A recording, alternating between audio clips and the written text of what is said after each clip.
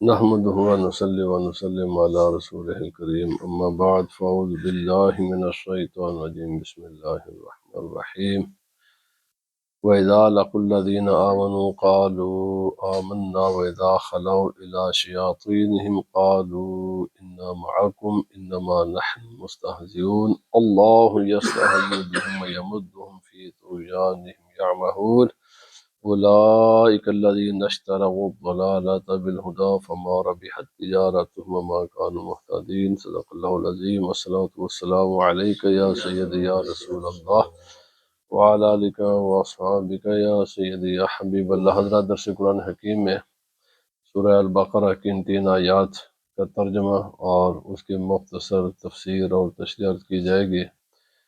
Basically یہ بات ہر وقت آپ اپنے ذہن میں ذہن نشین فرما لیں کہ قرآن پاک ایک ایسا سمندر ہے جس کا کوئی کنارہ نہیں ہے۔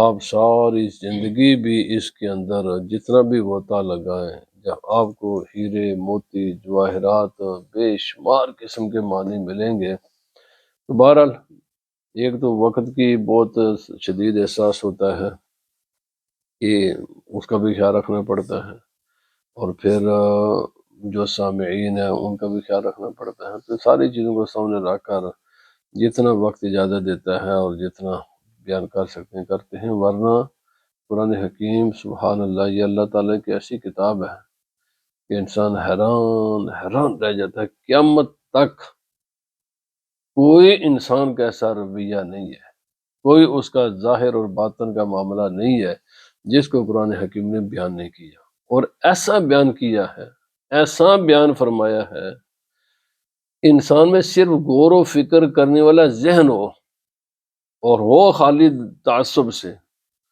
انسان اس مانے بغیر رہ ہی نہیں سکتا یہ ما سوائے خالق کے کلام کے سوا کسی کا کلام ہے ہی نہیں ہے۔ بھائی اتنی تمام کائنات کی حقیقتوں کو جس نے بیان کیا اور ایسا بیان کیا ہے کہ جب بھی آپ غور و فکر کریں گے رزلٹ یہی ہے، جب بھی آپ غور و فکر کریں گے نتیجہ یہی نکلتا ہے۔ تو یہ ما سوائے خدا کے کلام کے سوا کسی انسان کے لیے ممکن ہی نہیں ہے ان چیزوں کو بیان کرنا، پاسبل ہی نہیں ہے۔ جس خدا نے اس انسان کو بنایا ہے نا، اس کائنات کو بنایا نا، ان حقائق کو بس وہی بیان کر سکتا ہے۔ تو بہرحال اللہ پاک نے فرمایا وَإِذَا لَقُوا الَّذِينَ آمَنُوا قَالُوا آمَنَّا، جب وہ ایمان والوں سے ملیں، قالوا آمنا، کہتے ہیں کہ ہم ایمان لائے، ہم بھی مومن ہیں۔ وَإِذَا خَلَوْا إِلَىٰ شَيَاطِينِهِمْ، اور جب وہ اپنے شیطانوں سے تنہا ہوں، وہاں ان کو دوسرا مومن ہے بیٹا، تو قَالُوا إِنَّا مَعَكُمْ، کہتے ہیں ہم تمہارے ساتھ ہیں۔ پھر سوال یہ ہوتا ہے کہ تم ادھر بھی تو ہوتے ہو نا، ادھر نمازیں وغیرہ پڑھتے ہو سارے کا، تو قَالُوا إِنَّمَا نَحْنُ مُسْتَهْزِئُونَ، ان کو یہ کہہ کر مطمئن کرتے ہیں کہ ہم تو ان کو ان کے ساتھ ٹھٹھا کرتے ہیں، مذاق کرتے ہیں، استہزاء کرتے ہیں، ہم کو ریئلی دلی طور پر ان کے ساتھ نہیں ہے، بس ہم نے ان کو پاگل بنایا ہوا، بیوقوف بنایا ہوا۔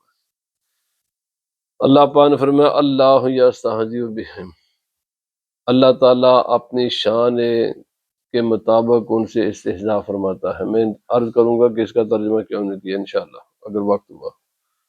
وَيَمُدُّهُمْ فِي طُغْيَانِهِمْ، اللہ تعالیٰ انہیں ڈھیل دیتا ہے کہ وہ اس سرکشی میں اور ذرا آگے بڑھے تاکہ مزید جہنم کے نیچے جائے۔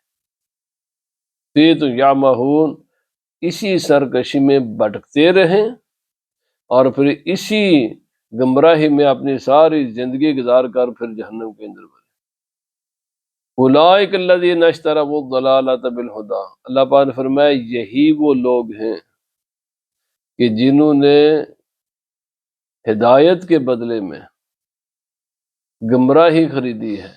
دی کیا ہے؟ ہدایت، خریدا کیا ہے؟ گمراہی۔ فما ربحت تجارتہم، ایسا گھاٹے کا، نقصان کا انہوں نے سودا کیا کہ ان کی تجارت نے ان کو کوئی نفع نہیں دیا۔ فرمایا یہ ہدایت پر نہیں ہے، سراسر یہ نقصان کا سودا ہے، کمپلیٹلی یہ لوزر ہے۔ کوئی بینیفٹ نہیں ہے، کچھ بھی نہیں ہے اس کا رزلٹ۔ حضرات اکرامی، یہ آیات کریمہ جو میں نے پہلے عرض کیا کہ یہ 13 آیتیں تو کمپلیٹلی مکمل طور پر منافقین مدینہ کے بارے میں۔ منافقوں کا ایک علامات، شناخت، رویہ، یا یہ یہاں پر ایک بات میں عرض کر کے پھر آگے بڑھتا ہوں۔ بات یہ ہے جی، منافق دو قسم کے، ایک ہے شرعی منافق کہ جن پر رسول خدا صلی اللہ علیہ وسلم نے پھر ان کو مسجد سے نکالا، الگ کر دیا مسلمانوں سے، اب تمہیں ہمارے ساتھ نماز پڑھنے کی اجازت نہیں ہے، مسجد بند کر دی ان کے لیے، تم اس مسجد میں نہیں آ سکتے، باقی احکام بھی ان پر پھر نافذ ہوئے۔ یہ منافق شرعی منافق ہیں، کیونکہ وحی کا نزول ہو رہا تھا، اللہ رب العزت نے رسول خدا صلی اللہ علیہ وسلم کو ان کے دل کی کیفیت سے، ان کے کفر سے آگاہ فرما دیا، اور ان پر دنیا کے احکام نافذ ہوئے۔ یہ منافق آج نہیں ہو سکتے، وجہ اس کی یہ ہے کہ وحی کا سلسلہ بند ہو گیا ہے۔ ہم کسی انسان کے دل کی مکمل کیفیت کو جان نہیں سکتے کہ ہمیں یقینی علم ہو کہ اس کے دل میں یہی کچھ ہے۔ اس لیے شریعت نے لگا دی پابندی، بھائی آپ جو بھی قیامت تک فیصلے ہوں گے نا وہ ظاہری اعتبار سے ہوں، جو کچھ اپیرنٹلی سامنے دیکھو بس اس کے مطابق فیصلہ کرو۔ مومن دیکھو تو اس کو مومن کہو، کافر دیکھو تو پھر اس کو کافر کہو، باقی رہ کہ اس کے دل کی کیفیت ہے، یہ قیامت کے دن اللہ تعالیٰ فیصلہ فرمائے گا۔ شرعی منافق تو اب نہیں ہے، لیکن عملی منافقین کہ وہ عمل جو ان منافقین کے تھے، جو رویہ، جو حرکات و سکنات ان کے تھے، آیا اس قسم کے آج لوگ ہیں یا نہیں ہیں، یا قیامت تک رہیں گے یا نہیں رہیں گے؟ نبی صلی اللہ علیہ وسلم فرمایا رہیں گے، آج بھی ہیں، ہمیشہ رہیں گے۔ بس یہ جو اللہ رب العزت نے بیان فرمائے نا، بس ہم ان کو منافق کہہ نہیں سکتے، لیکن کام ان کے منافقوں والی ہیں، اس لیے کہہ تو نہیں سکتے، مگر ان سے ہوشیار تو رہ سکتے ہو نا، ان کے شر سے اپنے آپ کو بچا تو سکتے ہو، ہوشیار رہو۔ نبی پاک صلی اللہ علیہ وسلم نے خود بیان فرمایا جس میں یہ چیزیں دیکھو اس کو منافق سمجھو، اگرچہ وہ نماز پڑھے، اگرچہ وہ روزہ رکھے، بس سمجھ جاؤ منافق ہے، کہنا نہیں ہے، بس سمجھو کہ منافق ہے، اس کے شر سے اپنے آپ کو بچاؤ۔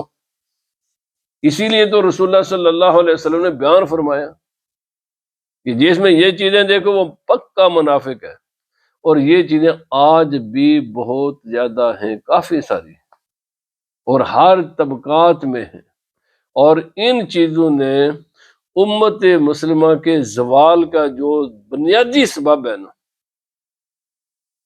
اب تمام تاریخ پڑھ کر دیکھ لیں، 1400 سال کے ڈے ون سے لے کر آج تک کفار نے مسلمانوں کو اتنا نقصان نہیں دیا جتنا مسلمانوں کو ان منافقین نے دیا ہے۔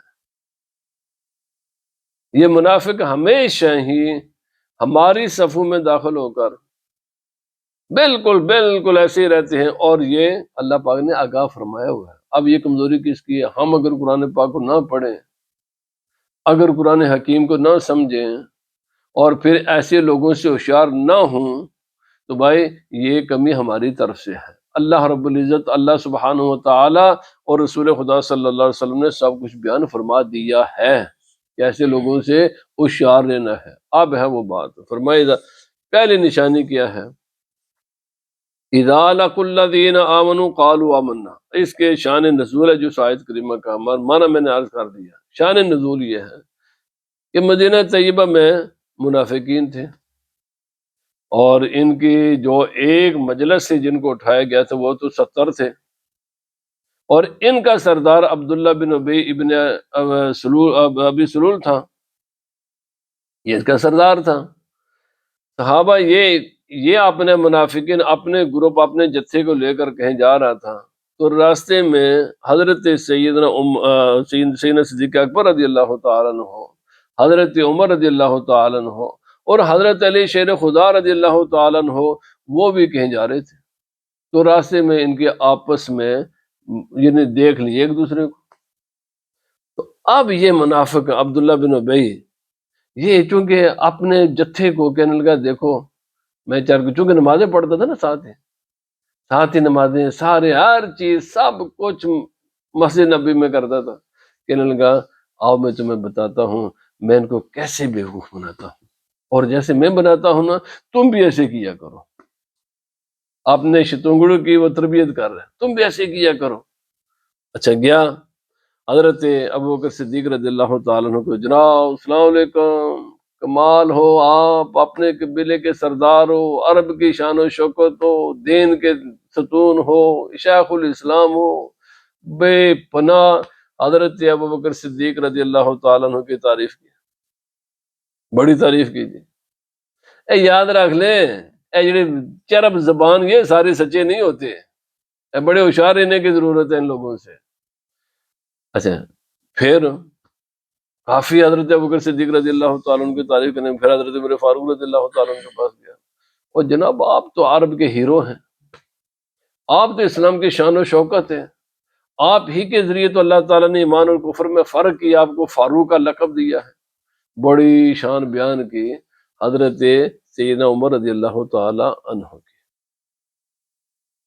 پھر ادھر سے فاروق ہو کر حضرت علی شیر خدا رضی اللہ تعالیٰ عنہ کے ذریعے، او سبحان اللہ، نبی پاک کیسے ہیں آپ کے جو کزن اور داماد رسول فلاں فلاں فلاں فلاں شان بیان کرنے۔ حضرت علی رضی اللہ تعالیٰ نے فرمایا منافق زبان بند کر، جو کچھ تیری زبان پر ہم جانتے ہیں کہ یہ باتیں تیرے دل میں نہیں ہیں، تب دفع ہو جائے ادھر سے، چلا جا، تو ہمیں دھوکہ دیتا ہے۔ نبی پاک صلی اللہ علیہ وسلم نے فرمایا مومن اتقوا فراست المومن فإنہ ینظر بنور اللہ، اس کا معنی نہیں کہ اگر کوئی بولے نہ تو اس کو پتہ نہیں ہوتا، پتہ سارا ہی ہوتا ہے، وہ کسی مصلحت کی بنیاد پر خاموش رہتا۔ اچھا اب یہ حضرت ابوبکر صدیق رضی اللہ تعالیٰ پتہ تھا، پر چونکہ ترتیب سے بیان کا فرمایا آخری وہی بات کر کے جو میں کہنا چاہتا ہوں، فرمایا اس کو بکنے دے جو کوئی یہ بکتا ہے تاکہ اس کا ظاہر ہو۔ جب حضرت علی رضی اللہ تعالیٰ عنہ کے پاس گیا تو آپ نے فرمایا منافق دفع ہو جا، ہمیں تو کہتے تھے ہم نہیں جانتے تھے تو کیا ہے۔ جا کر یہ واپس کہنے لگا اپنے جو اس کے پیروکار تھے ایسے کیا کرو، تعریفیں منہ پر ہے جناب، جو کر سلام کرو، ہاتھ ان کے چومو، سلام کیا کرو، ان کے ساتھ ایسے تعریفیں کیا کرو، ان کی شانیں بیان کرو، اور تاکہ یہ تمہیں احساس ہی نہ ہو کہ ہمارے دلوں میں کیا ہے، اور اس کے بعد پھر ان کی جڑیں کٹو۔ یہ رویہ ہے جس کو کہتے ہیں آسان لفظوں میں دو منہ ہوا انسان، ادھر آئے تو آپ کے ساتھ بالکل سیٹ، سب جو آپ چاہتے ہیں ایسی ہی باتیں کریں، اور ادھر جب جائے تو وہ ایسی ہی باتیں کریں۔ یہ منافق کی قرآن پاک نے نشانی بیان کی ہے، جو انسان دو منہ ہو۔ اور آج یہ جو دنیا میں فتنے فساد چاہے گھروں میں ہے، چاہے دوستوں میں ہے، چاہے یہ بڑے بڑے ملکوں میں ہے، اس کا ایک بہت بڑا سبب یہ منافقانہ رویہ ہے، ہر ایک کو راضی رکھنا، ہر ایک کو راضی رکھنا، بس اس کے منہ کے مطابق بات کرنی، بس یہ بھی میں نے اس کو بس ٹھیک ہے، اس سے بھی مطلب حاصل کرنا، اس سے بھی مطلب حاصل کرنا۔ رسول اللہ صلی اللہ علیہ وسلم نے فرمایا سب سے بدترین ہے وہ انسان جو دو منہ ہے، جو انسان سچی بات حق کی بات منہ پر نہ کر سکے۔ قرآن پاک نے فرمایا، اللہ پاک نے فرمایا بغیر لگی لپٹی کے چل میں چل کر کے بات کرنے کی بھی اجازت نہیں ہے، جو بات ہے سیدھی اس کے منہ پر کرو، بغیر لگی لپٹی کے بات کرو، یہ ہے بات۔ یقین کریں میں نے پوری زندگی میں یہ بات دیکھی ہے، ابھی بھی روز نہ کوئی رویہ رہتا ہی ہے، کسی نہ کسی انسان کے ساتھ کوئی نہ کوئی مسئلہ رہتا ہے، روز نہ رہتا تو دوبارہ زندگی میں پیش آتے رہتے ہیں۔ آپ بھی تجربہ کر کے دیکھیں، جو آپ کے سامنے آئے نا، کوئی کسی کے بارے میں بات کرے نا، تو آپ اس کے ساتھ ذرا سیدھا بات کریں اس کے ساتھ، آپ کو کچھ بھی نظر نہیں آئے گا سوائے حسد اور بغض کے ایک دوسرے کے خلاف، کچھ بھی نہیں ہوتا۔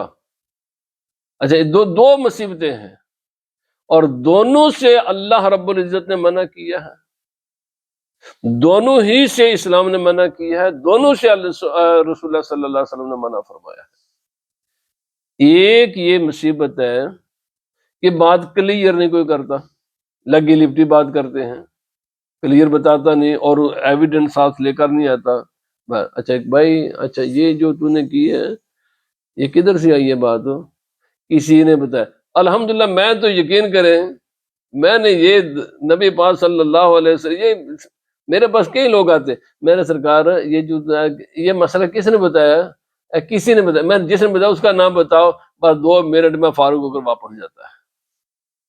کسی نے بتایا اس کا نام بتاؤ نا، کون ہے وہ؟ ابھی میرے ساتھ ایک واقعہ ہوا ہے، ابھی بالکل فریش ہے،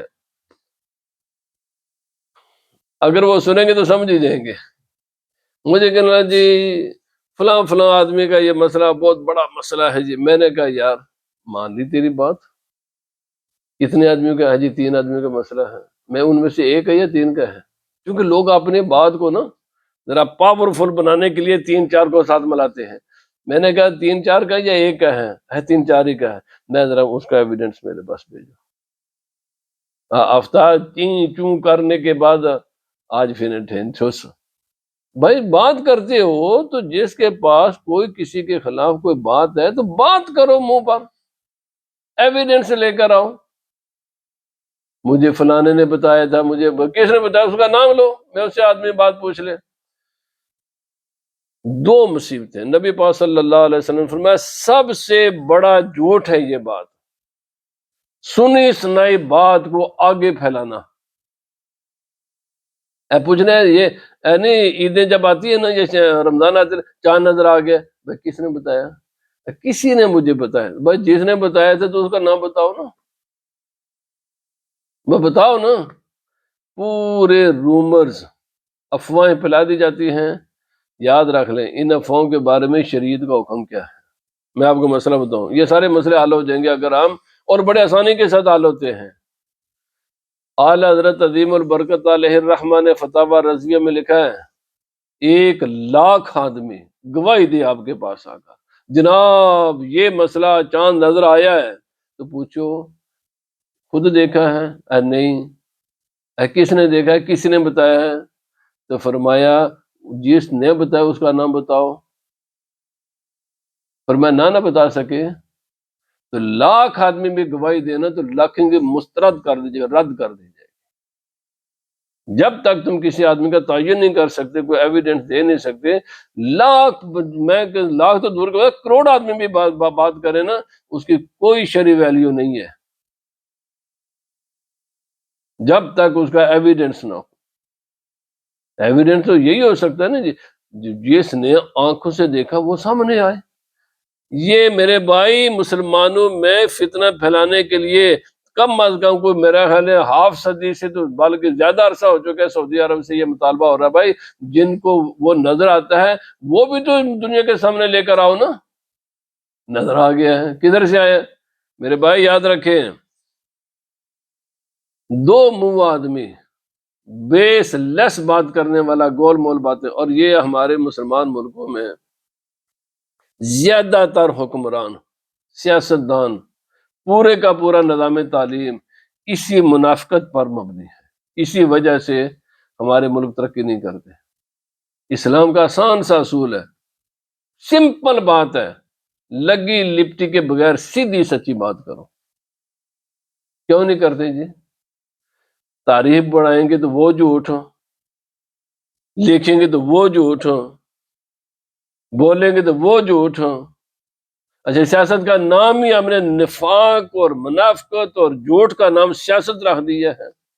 جب ایک آدمی کو شروع سے لے کر آخر تک اس کا ذہن ہی منافقانہ بنا دو گے تو میرے بھائی آپ 100 زیرو جمع کر لو نا تو اسے کبھی بھی پلس کا جواب نہیں آئے گا، وہ زیرو ہی آتا ہے۔ جب نظام تعلیم اور سب کچھ ہی آپ کا نفاق کے اوپر مبنی ہے تو اس کا جواب یہ ہے کہ آپ سنیں اس کا رزلٹ کیا ہے۔ دنیا میں بھی ذلت ہے، اور قیامت کے دن کا سنو، فل یوم الذین آمنوا من الکفار یضحکون علی الارائک ینظرون هل ثوب الکفار ما كانوا یفعلون. یہ ہے اس کا رزلٹ جو قرآن پاک نے بیان کیا ہے. فرمایا یہ اپنے دل سے بنتے کلیور، ہوشیار، اپنے دل یہ سارے ہم بڑے ہوشیار ہیں جی، سب سارا نفاق، جھوٹ، تعلیم میں نے کل یہ سن رہا تھا، یہ خلافت عثمانیہ کو ختم کس پر کیا، یعنی اس کی پہلی بریک کیا ہے کہ جس کی وجہ سے خلافت عثمانیہ ختم ہوئی؟ تعلیم تھی. یہودیوں نے کہا جی ہم آپ کے یونیورسٹی بنا کر دیں گے. میرے بھائی سمجھیں، میں نے پہلے عرض کر دیا، یہ جتنے ملک ہیں نا، یہ تعلیم کے نام پر کیوں گرانٹیں دیتے ہیں، ساری امداد دیتے تعلیم کے لیے ہیں، یا میڈیا کو دیں گے یا تعلیمی اداروں کو دیں گے، ہم نے فلانے نے اتنے یونیورسٹی بنا دی. میرے بھائی وہ پاگل نہیں ہے اتنی انویسٹمنٹ کرے آپ کی یونیورسٹیوں پر، وہ کچھ ٹارگٹ اچیو کرتے ہیں. خلافت عثمانیہ کی بنیادی اسی تعلیم کی وجہ سے ہوئی. جاؤ تاریخ کا مطالعہ کر کے دیکھ لیں، یہ جتنی بھی 1400 سال کی تاریخ کو کھنگال کر دیکھیں، آپ کو یہ منافقانہ پالیسیاں ہیں. آخری بات، اللہ پاک نے فرمایا فل یوم الذین آمنوا من الکفار یضحکون. یہ آج منافق ہنستے ہیں نا مسلمانوں پر، ہم نے ان کو بیوقوف بنایا ہے. فرمایا ایک دن آئے گا مومن ان پر ہنسیں گے، علی الارائک ینظرون، صوفیوں پر بیٹھے ہوں گے اور وہ انجوائے کر رہے ہوں گے کہ جنہوں نے ہمارے ساتھ مذاق کیا آج ان کے ساتھ کیا مذاق ہو رہا ہے. حل ثوب الکفار ما كانوا یفعلون. اللہ پاک فرمائے گا کافرو، اس رویے کا نتیجہ دیکھ لیا، اس کا رزلٹ نظر آ گیا، یہ اس کا رزلٹ ہے. اب کیا ہے؟ حدیث پاک میں تو ہوتا کیا ہے، ہوگا کیا؟ سارے یہ منافقین اور یہ اس قسم کے لوگ پھینکے جائیں گے جہنم میں، اور جہنم کے سب سے ادن، سب سے نیچے ہوں گے. اللہ پاک کیا فرمائے گا؟ خدا کے حکم سے جہنم کے دروازے کھولے جائیں گے، جہنم کے دروازے کھولے جائیں گے. جب کھولیں گے نا تو یہ سارے بھاگیں گے، شاید ہمیں اب جہنم سے باہر نکلنے کا موقع مل گیا ہے.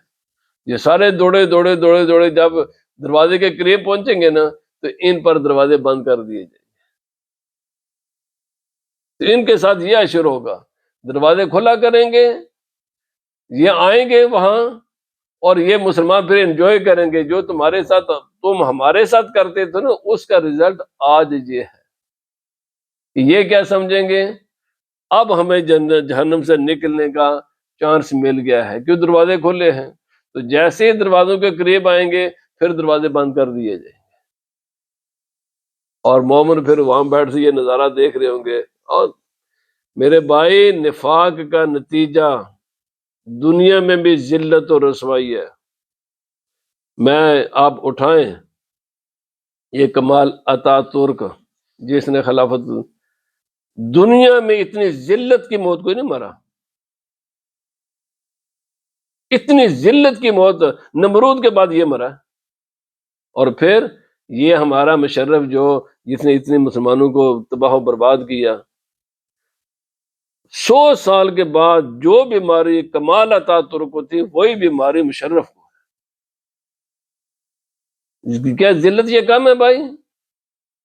یہی نواز شریف اور اس قسم کے لوگ منافقین، یہی جو کچھ آج کل مسلمانوں کے ساتھ باز کر رہے ہیں یہود و نصارہ کے ساتھ. میرے بھائی یاد رکھ لیں، اگر عقل ہو تو سمجھنے کے لیے بہت کچھ ہے، اگر انسان سوچے نہ تو پھر اس کے لیے کچھ بھی نہیں ہے.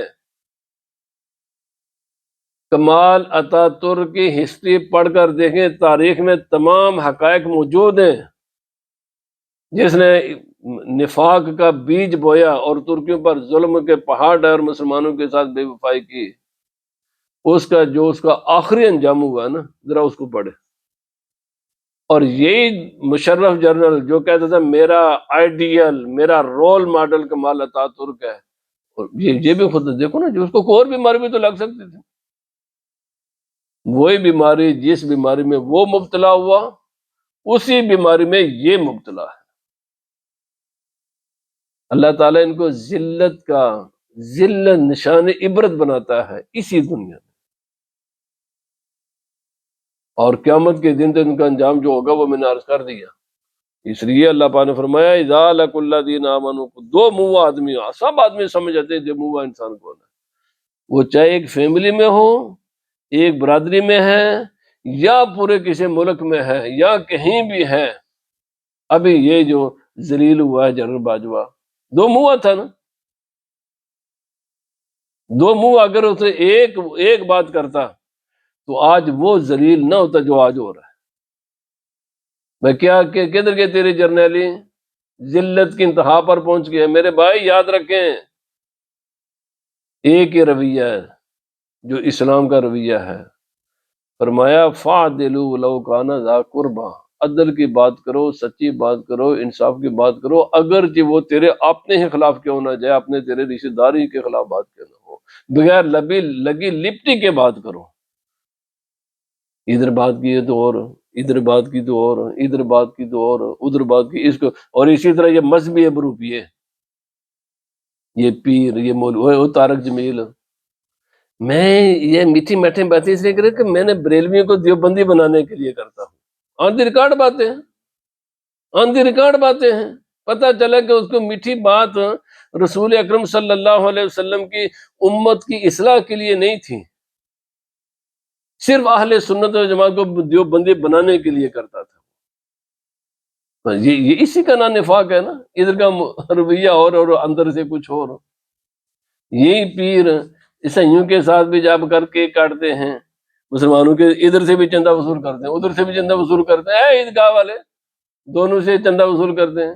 وہ کینیڈا کا ایک مجدد طاہر قادری ادھر سے عیسائیوں کو بھی خوش کرتا ہے، یہ بھی مومن ہے جی، اور ادھر سے بھی ہم بھی عاشق رسول ہے۔ یار اللہ کے بندو، آگ اور پانی کیسے جمع ہو سکتا ہے؟ میرے بھائی یاد رکھیں، مذہبی آہنگی کے نام، میرے ساتھ اسی برمنگم میں رہنے والا وہ عالم دین جو اسی مذہبی ہم آہنگی کا ممبر تو سب فراڈ ہے۔ یہ جو کرتے ہیں نا، ہم ایک ہیں، جب مطلب ہوتا ہے نا، یہ سارے اپنے مطلب کے لیے۔ میرے بھائی کائنات کی حقیقت ایک ہے۔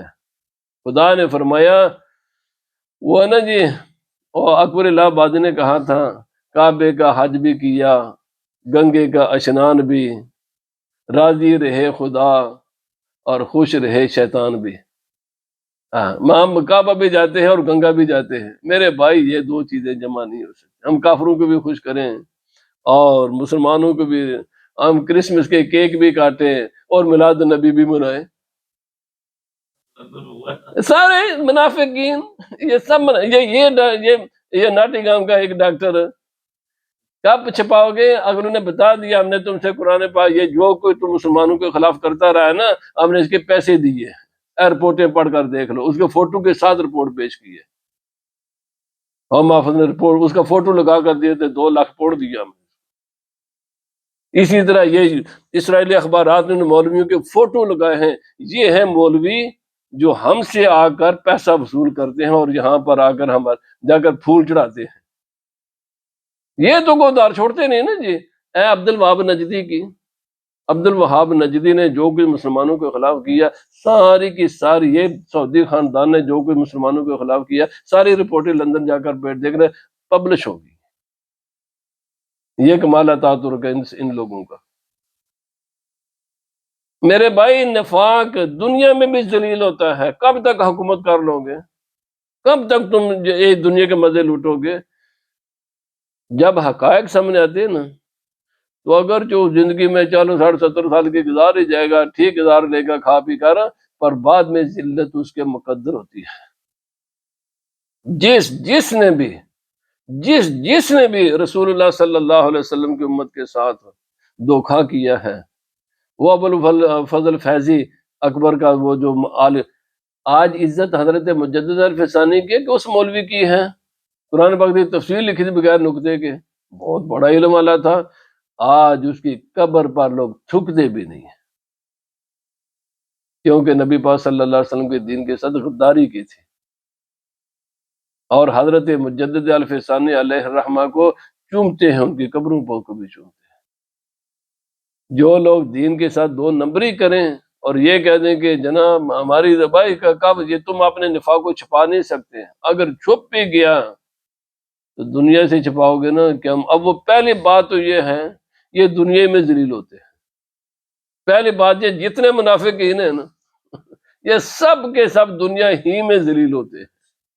اگر کوئی بچ بھی جائے نا تو قیامت کے دن یہ ابدی طور پر ذلیل ہوگا، جیسے میں نے ابھی عرض کیا۔